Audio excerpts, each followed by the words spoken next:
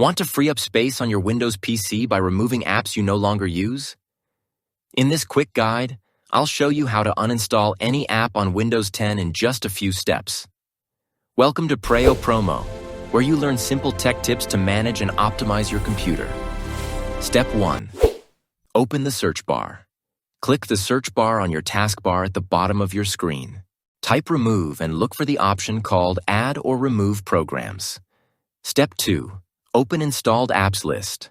Click Add or Remove Programs from the search results. A new window will appear showing all apps currently installed on your computer. Step 3. Find the app you want to remove. Scroll through the list or use the search box to find the app you want to uninstall.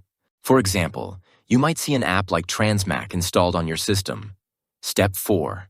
Start the uninstall process. Click the app name and an uninstall button will appear. Click Uninstall, then confirm again when Windows asks for confirmation. Step 5. Complete the uninstallation. If the program has its own uninstaller, a setup window will open automatically. Follow the instructions and click Uninstall until the process finishes. And that's how you uninstall any app from your Windows 10 computer in seconds. Like the video and subscribe to Preyo Promo for more helpful Windows tips.